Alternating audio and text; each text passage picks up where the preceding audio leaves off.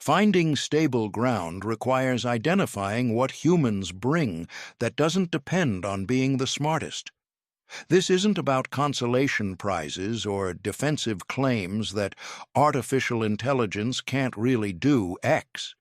It's about recognizing genuine human capacities that matter regardless of how sophisticated machine intelligence becomes. Consciousness and subjective experience provide one foundation. Humans don't just process information, we experience it. We feel, suffer, enjoy, wonder, and find meaning. These aren't just inferior versions of cognitive processing.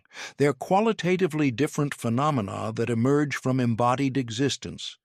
Your lived experience of being human, the texture of consciousness, the weight of emotional reality, the significance you find in moments, these don't become less real because systems can outperform you analytically. They represent a different dimension of being rather than a lower level of the same dimension. Wisdom that emerges from embodied living offers another ground. Machines can process information about human experience, but they don't undergo it. The understanding that comes from actually living through difficulty, making real choices with real consequences, and navigating the messy reality of human existence can't be replicated through data processing. The person who has genuinely struggled, grown, failed, and developed through lived experience brings something qualitatively different than the system that has analyzed millions of cases of struggle. This isn't about humans being smarter, it's about humans being different in ways that matter. Ethical reasoning, grounded in being the kind of creature who can suffer and flourish, represents another distinctly human capacity. Systems can optimize for defined parameters, but humans must navigate the fundamental questions of what should be valued, what constitutes a good life, and how competing goods should be balanced when there are no purely computational answers.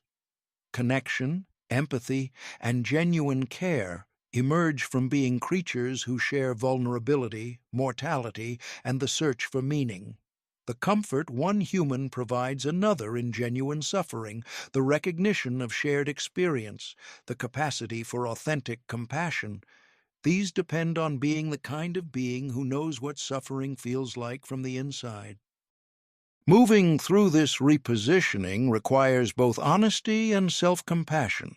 Honesty means acknowledging that human cognitive supremacy has been challenged in ways that can't be explained away. Self-compassion means not flagellating yourself for the ego investment in intelligence that made this challenging. Of course, being knocked down, the intelligence hierarchy feels threatening. Your culture told you that being smart defined human value. Your education reinforced that cognitive ability determined worth. Your career rewarded intelligence. The identity you built around these messages now faces fundamental challenge. Of course, that's difficult. The adjustment isn't about self-criticism for having built identity on intelligence. It's about recognizing that foundation has shifted and finding new ground. This process resembles grief more than simple belief updating. You're letting go of a comfortable understanding of your place in reality. Humility becomes necessary, but shouldn't become humiliation. Yes, you're not the supreme intelligence. No, that doesn't make you worthless. The liberation comes from releasing the burden of being the smartest rather than accepting inferiority. Humans carried the weight of being the apex intelligence for thousands of years. That position generated tremendous pressure, the responsibility to understand everything, solve all problems, and justify our dominance through pure cognitive capability. Perhaps there's freedom in sharing cognitive space with other intelligences, in not having to be the best at everything, in finding value through different dimensions than pure intellectual performance. What does human flourishing look like when we're no longer the unchallenged cognitive apex? This question sounds depressing initially, but opens toward unexpected possibilities. Maybe releasing the compulsive need to prove intellectual superiority allows focusing on what actually makes life worth living. Maybe recognizing that you don't have to be the smartest creates space for other forms of excellence. Maybe accepting collaborative relationships with machine intelligence proves more generative than clinging to competitive superiority. The cognitive elite faces the steepest adjustment because they've invested most heavily in intelligence as identity. But perhaps that also opens the greatest opportunity for growth. What becomes possible when you stop deriving worth from being smarter than others and find meaning through different sources, through creation, connection, wisdom, presence, care? This isn't resignation or defeat. It's recognition that human value never actually depended on being the apex intelligence, even though culture insisted it did. The qualities that make human life meaningful, love, beauty, growth, understanding, authentic connection, lived wisdom, these existed before we convinced ourselves that cognitive supremacy defined our worth.